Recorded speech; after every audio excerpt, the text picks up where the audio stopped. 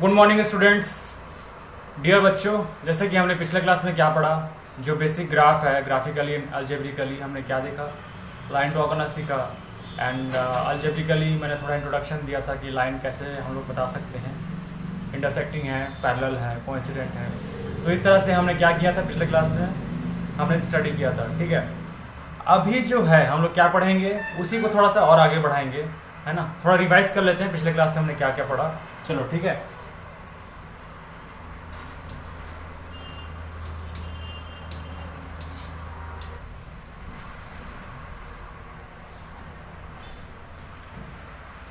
If pair of linear equation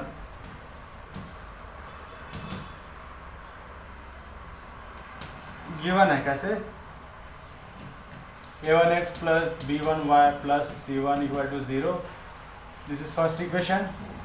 This is second equation, b2y plus c2 equal to 0. This is the second equation. Alright, अब हमने क्या क्या देखा था। First one हमने क्या देखा था, if the ratio of a1 by a2 equal to b1 by b2 equal to क्या था, c1 बाई c2 था।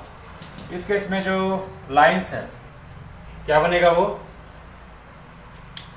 कोइंसिडेंट बनेगा, कोइंसिडेंट बनेगा। ठीक है, और इस केस में सॉल्यूशन कितना होगा, infinite solution. It means you will have infinite points of x and y to satisfy the equations. ठीक है, सेकंड वन क्या था, सेकंड वन था a1 by a2 equal to b1 by b2 equal to c1 by c2 not equal to c1 by c2। इस type का जो line होगा क्या होता है, वो उसका नेचर क्या होता है, इस टाइप की लाइन का, that line will B parallel.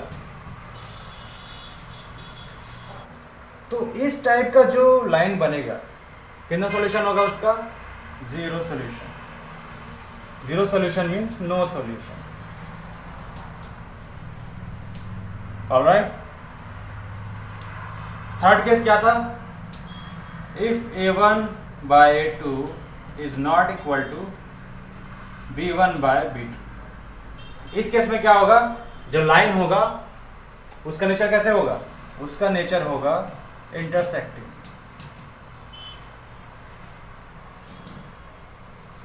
and how many solution will be there, there will be only one unique solution, one unique solution. So these are all the three cases that we had studied in previous class.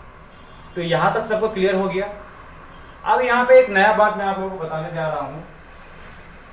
वो नया बात क्या है, वो नया बात ये है, if a line is having one solution, at least one solution, then that line will be known as, that pair of line will be known as consistent pair.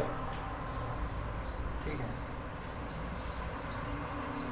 So such a pair of lines will be consistent. तो यहाँ consistent कौन कौन सा होगा, इसमें तो एक है, एक सॉल्यूशन है, that means this will be consistent.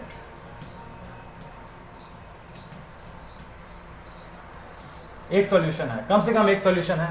ठीक है, इस वाले में बताइए कंसिस्टेंसी है क्या, इसमें कोई सॉल्यूशन नहीं है, it means there will be no consistency, और I can say it will be inconsistent.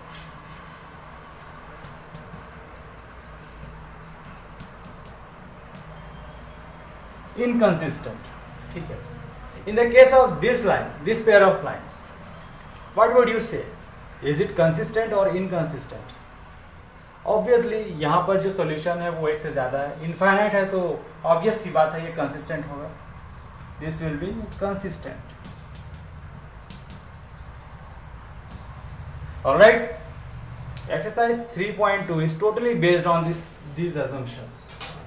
These are not assumption, these are the concepts. ठीक है, एक्सरसाइज नंबर 3.2 में, एक्सरसाइज नंबर 3.2 में हम लोग क्वेश्चन सॉल्व करेंगे अभी।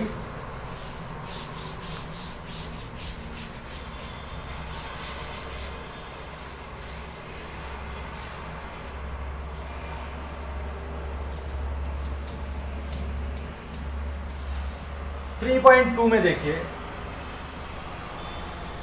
फर्स्ट का सेकंड वाला मैं लेता हूँ, फर्स्ट का सेकंड वाला मैं लूँगा और क्या क्या फाइंड करना है इसमें,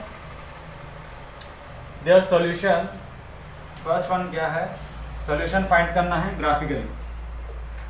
तो ग्राफिकली तो आप लोगों से बन जाएगा, आई होप। ग्राफिकली इतना बताया हूँ मैं, 2 क्लासेस में बता चुका हूँ। तो ग्राफिकल वाले क्वेश्चन में नहीं जाता मैं, क्वेश्चन नंबर सेकंड में जाता हूँ, वेदर दे आर कंसिस्टेंट और इनकंसिस्टेंट। करते हैं, फर्स्ट क्वेश्चन लेता हूँ 2.1 का फर्स्ट क्वेश्चन। क्या है first question, 5x minus 4y plus 8 equal to 0, ये है फर्स्ट इक्वेशन। सेकंड इक्वेशन क्या है, 7x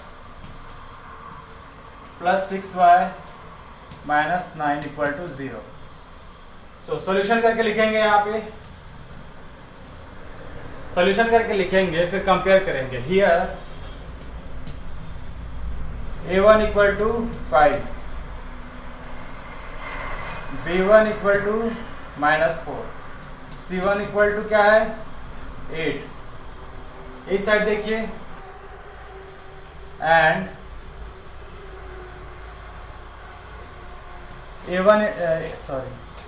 a2 equal to 7, b2 equal to 6, c2 equal to minus 9।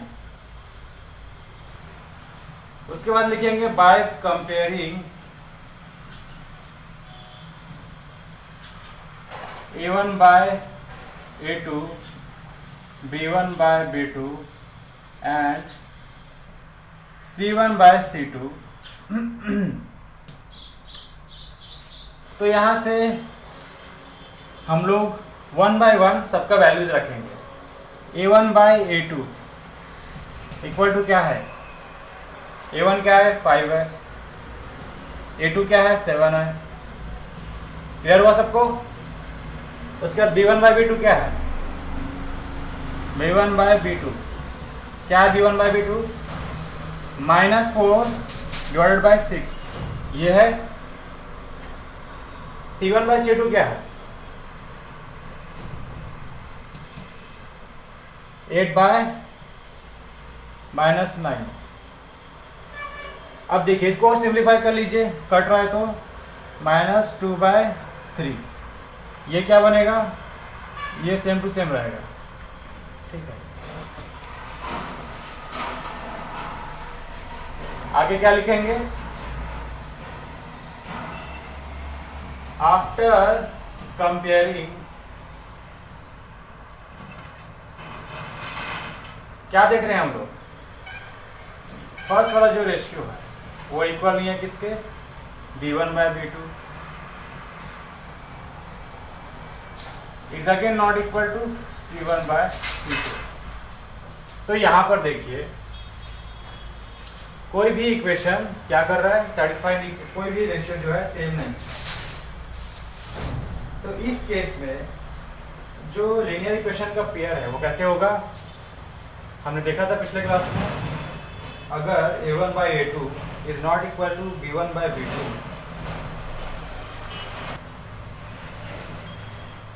Since ये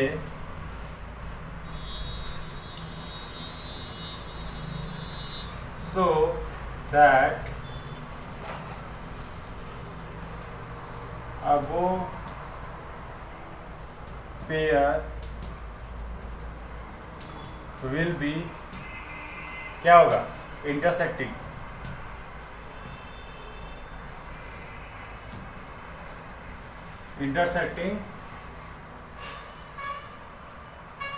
at only one point। Clear हुआ। अब कुछ लोगों को लग रहा होगा कि ये भी तो इक्वल नहीं है, इट मीन्स जो b1 by b2 is not equal to c1 by c2 है, वो वाला केस तो लग सकता है। तो ऐसा नहीं है, ये इक्वल हो या इक्वल नहीं हो उससे फर्क नहीं पड़ता। अगर स्टार्टिंग के दो रेशियोज अगर सेम नहीं है then the pair will be intersecting, ठीक है।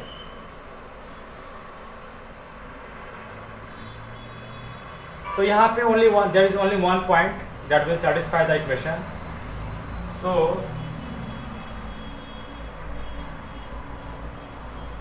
ये हो गया। उसके बाद क्या लिखेंगे, एंड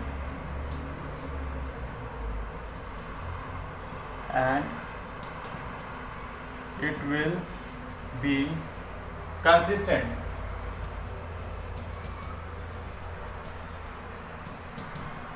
क्लियर हो गया होगा सबको।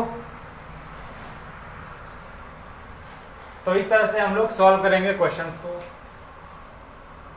एक और क्वेश्चन लेता हूं मैं, सेकंड क्वेश्चन लेता हूं। क्या दिया हुआ है,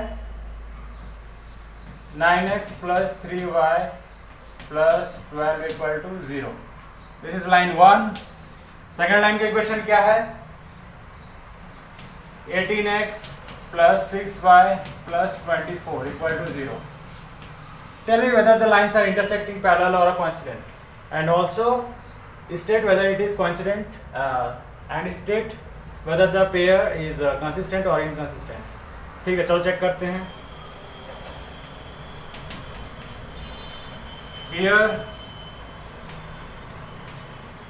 A1 A2 B1 B2 C1 C2 सबका वैल्यू यहाँ पर लिख लेंगे। उसके बाद इसको लिखेंगे, A1/A2 will be equal to क्या होगा, A1 क्या है 9/18 इक्वल टू 9 1 9 9 2 18 क्या होगा 1/2 ये आएगा।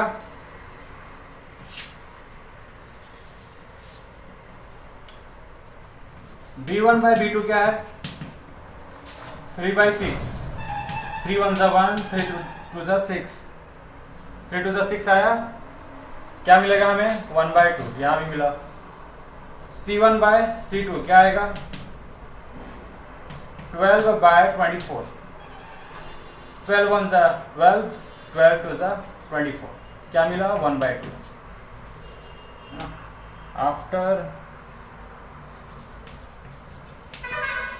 After solving the ratio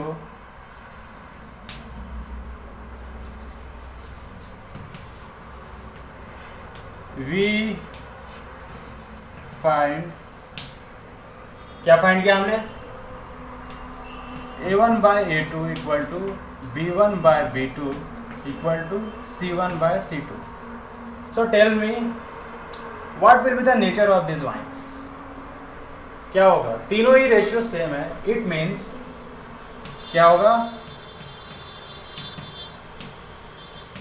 pair will नहीं होगा, पेयर इज क्या होगा कोइंसिडेंट।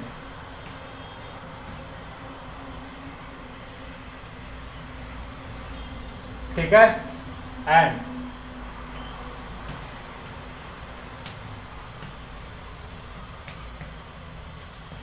कंसिस्टेंट।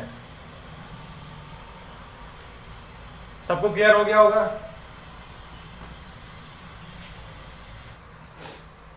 अब यहाँ पर देखिए, यहाँ पर ये क्वेश्चन तक पूछा नहीं है कंसिस्टेंट होगा कि नहीं, बट फिर भी मैंने यहाँ पे आपके लिए दे दिया। अगर ये भी आप अगर नहीं पूछता क्वेश्चन में, अगर आप ऐसा स्टेटमेंट में लिख देते हैं तो आपका जो आंसर है वो अच्छा दिखेगा और आपको अच्छे मार्क्स मिलेंगे। अगर कंसिस्टेंसी अगर पूछा गया है और ये पूछा नहीं गया है वेदर इट इज़ पैरेलल और इंटरसेक्टिंग और कोइंसिडेंट, ये नहीं पूछा गया है। अगर आपको पूछा है state whether it is coincident, whether it is consistent और इनकंसिस्टेंट,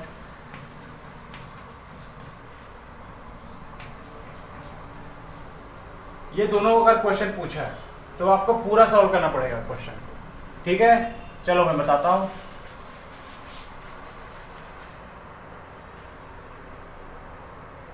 क्वेश्चन नंबर 3 का फर्स्ट क्वेश्चन ले लेता हूं।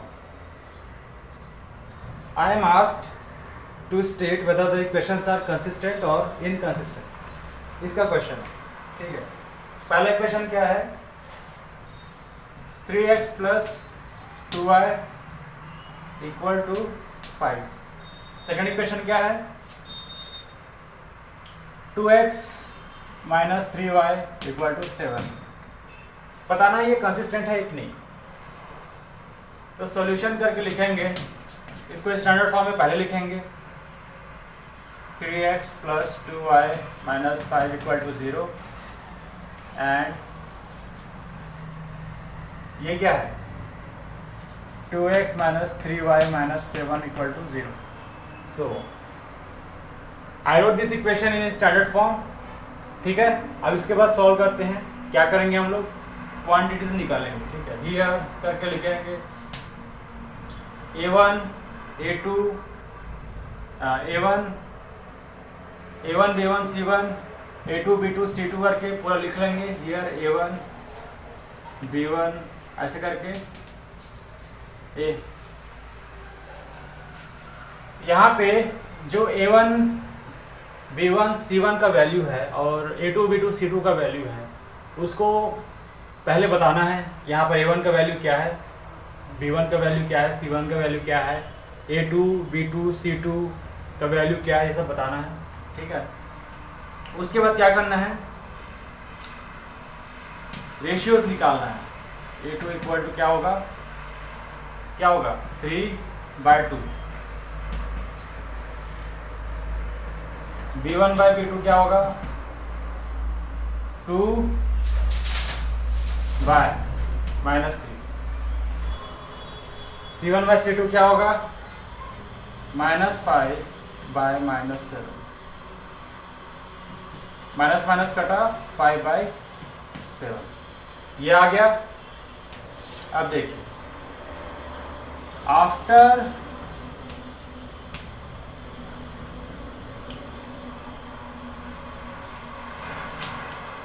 solving their ratios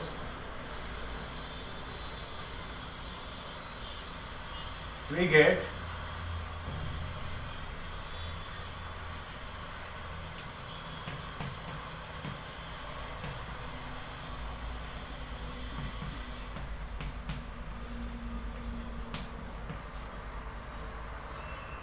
तो यहाँ पे देखिए जो रेशियोज है वो किसी के भी इक्वल नहीं है।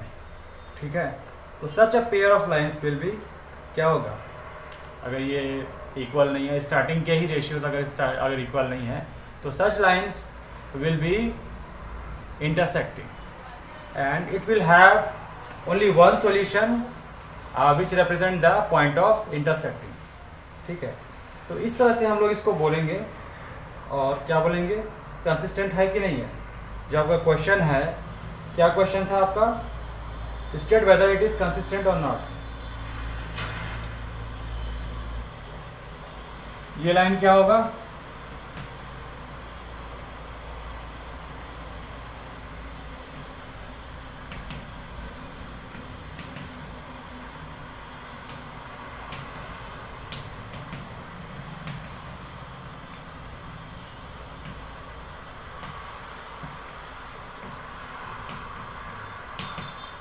such a line is intersecting at only one point so that it is consistent. All right, clear हो गया होगा सबको। तो इस तरह से हमने क्या क्या पढ़ा अभी तक। हमने एक्सरसाइज 3.1 से पहले हमने क्या पढ़ा, लाइंस कैसे होती है, ग्राफिकली कैसे हम लोग रिप्रेजेंट करते हैं, है ना। उसके बाद हमने देखा कि जो इंटरसेक्टिंग वाले पॉइंट्स है एक्स एंड वाई एक्सिस पे वो कैसे निकालते हैं। इस वाले क्लास में हमने क्या पढ़ा, जो भी इक्वेशन है वो अलजेब्रिकली हमें उसको हम अलजेब्रिकली कैसे बता सकते हैं, that the lines are parallel, intersecting और कोइंसिडेंट। तो इस तरह से हमने यहाँ तक पढ़ लिया है। सेक्शन 3.4 देखेंगे क्या बोला गया इसमें। हम यहाँ पर जो पेयर ऑफ लीनियर इक्वेशन है उसको सॉल्व करने के लिए कुछ अलजेब्रिक मेथड्स इसमें लगाएंगे। ठीक है, वो अलजेब्रिक मेथड्स क्या क्या है। फर्स्ट वन क्या है, फर्स्ट वन है आपका सब्स्टिट्यूशन मेथड। सेकेंड वन क्या है आपका elimination method.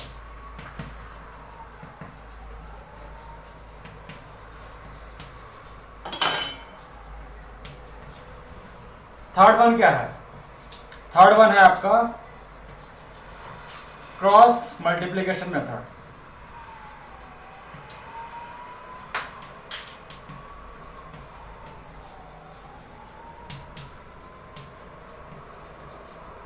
So these are the three methods where you can calculate the values of x and y.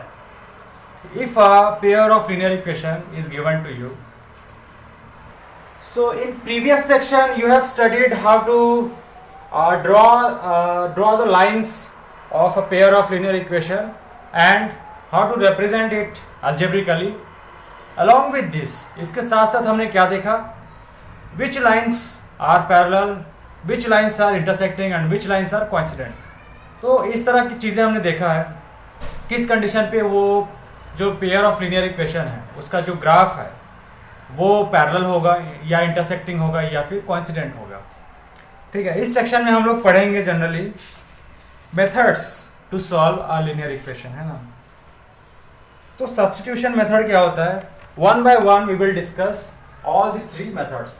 पहला क्या है? Substitution method. सब्स्टिट्यूशन मेथड का मतलब ये है that you are given a pair of linear equation, right? So in case of pair, two equation will be given, right? First one a1 x plus b1 y plus c1 equal to 0. What is the second equation? I am writing only a standard form. Okay, a2x plus b2y plus c2 equal to 0. So here in the case of substitution method, what I will do here, I will replace one variable by the second variable. How can I replace this value by the second variable? I will determine the value of x here from the second equation. What it will be? From here, what will be the value of x here? X will be equal to minus c2 minus b2y divided by a2. So this is the value of x that I will derive from the second equation, and I will put this value of x in the first equation so that the entire equation will be in the form of this variable. तो किसमें हमें मिलेगा? ये पूरा जो equation है वो y के टर्म में मिलेगा, right? So after writing this equation in terms of y, ये देखिए यहाँ पे, इसको मैं यहाँ पे अगर पुट करूं, if I put the value of x here, what it will be? इसकी बात कर रहे थे हम लोग। So I will determine the value of x from the second equation and put this value here so that my equation will be in the form of y variable, another variable, right? तो यहाँ से अगर मुझे x का value मिल गया, then I will put this value. So what it will become, if I put the value of x on my first equation, it will become a2 into minus c2 minus b2y divided by a2 plus b1y plus c1 equal to 0, right? After simplifying this,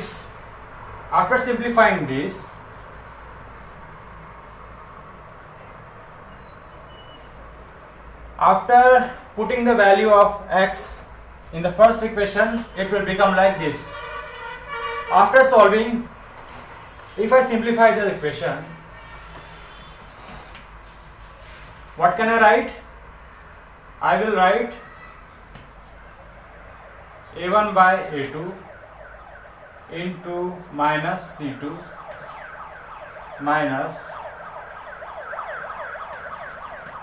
a1 by a2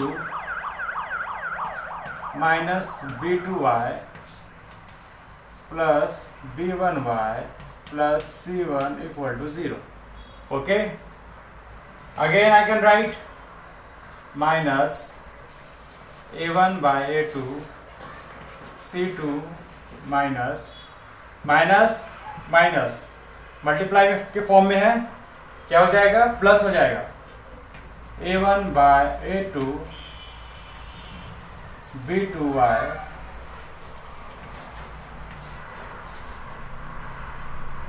plus b1y plus c1 equal to 0. तो यहां पे देखिए ये जो equation है, कितना variable है इसमें, there is only one variable. कौन सा वेरिएबल है वो, y है. So that this is all about substitution method to solve a pair of linear equation.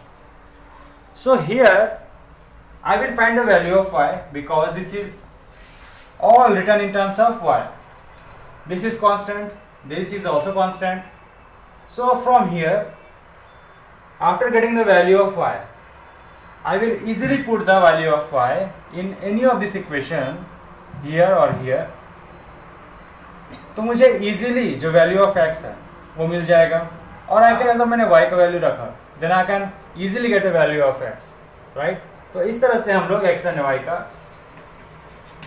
जो वैल्यू है वो डिटरमाइन करते हैं, इस तरह से. तो सब्स्टिट्यूशन मेथड में मैं एक एग्जांपल लेता हूं. क्वेश्चन नंबर 1, 3.3 का एक क्वेश्चन है, ठीक है.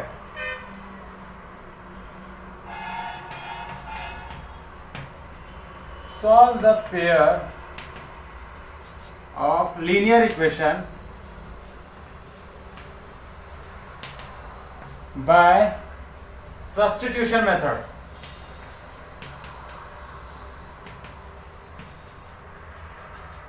ऑलराइट, क्या है पेयर, पेयर है आपका x plus y equal to 14 and x minus y equal to 4. तो इसको सॉल्व करने के लिए क्या करेंगे, assume this as equation 1, this equation 2, है ना. सॉल्यूशन करके लिखेंगे, सॉल्यूशन करके लिखेंगे, कैसे लिखेंगे, write this as equation 1 and this as equation 2. After that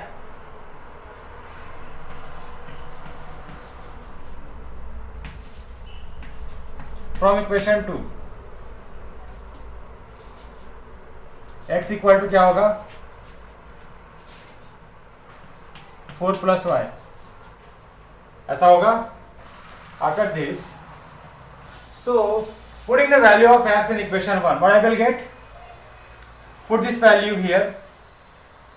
ये वैल्यू जो है x का, ये वैल्यू हम लोग इस पे रखेंगे इक्वेशन 1 में. क्या मिलेगा, 4 plus y at the place of x plus y, same to same है, इक्वल टू 14, राइट. इसको सॉल्व करेंगे, आगे क्या मिलेगा, 4 plus y plus y, 4 plus 2y equal to 14. ठीक है, क्लियर हो रहा होगा. Then 2y will be equal to 14 minus 4 equal to 10. Then y will be equal to 10 by 2 equal to 5. After getting the value of y as 5, put this value of y here so that you will find the value of x.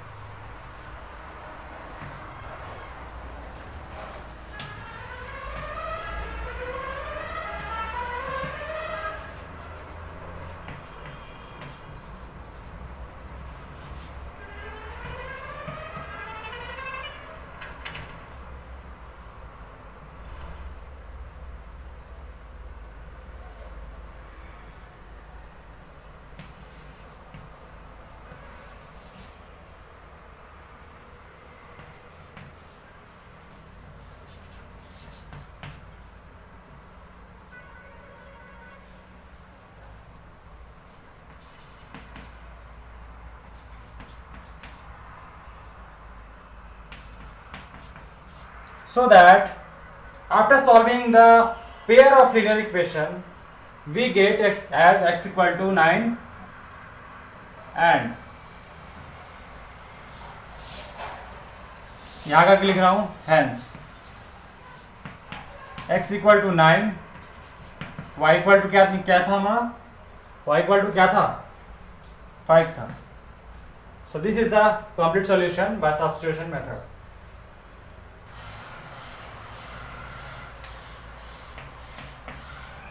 Question number 3. Form the pair of linear equation of the following problem. Find their solution by substitution method. क्या है? The difference between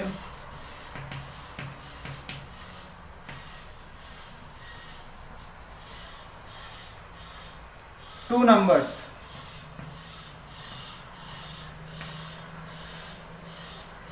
is 26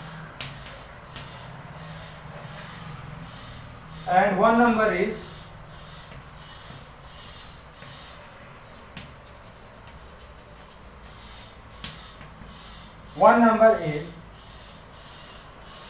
three times the other.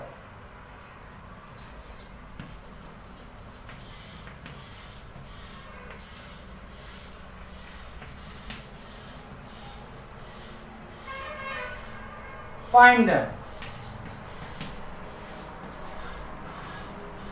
अब देखो ये वाला जो question है इसको हमें सॉल्व करना है किस मेथड से, सब्स्टिट्यूशन मेथड के हेल्प से. तो चलो स्टार्ट करते हैं, सॉल्यूशन करके लिखते हैं. क्या बोला गया है, difference between the two numbers is 26. Let first number equal to x and second number equal to y. So according to question, क्या बोल रहा है question, that difference between the two numbers is 26. x minus y equal to 26. All right, and one number is 3 times the other and one number and x equal to क्या है 3 into y. अब देखो यहां पे मैंने y equal to 3x क्यों नहीं लिया, x equal to 3y ही क्यों लिया मैंने, बिकॉज मैंने पहले ही एज्यूम किया that this is the larger one and this is the smaller one. So difference between the larger and the smaller is 26. तो आप मुझे बताओ अगर मैंने यहाँ पे y लेता और यहाँ पे x लेता तो इक्वेशन सही बैठता क्या, दोनों इक्वेशन नहीं बैठता.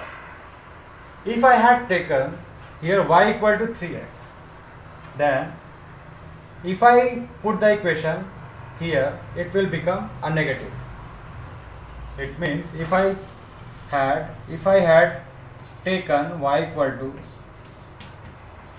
3x, then x minus 3x must be 26. Is it correct? No, it will be negative. That is why I am taking larger one. Larger one must be 3 times the smaller one. This is what the question is saying, right? Larger one is the 3 times the smaller one. Okay, so solve this equation by substitution method. So here it is clear that value of x is already given. Assume this as equation 1, this is equation 2. Put the value of x in equation 1, what you will get.